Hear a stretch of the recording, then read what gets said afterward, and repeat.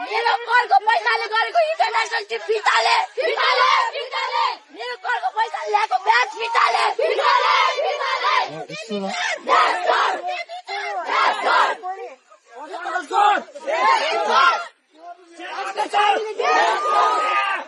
स्थानीय सरकार, सङ्घीय सरकार सबैतिरको भ्रष्टाचारले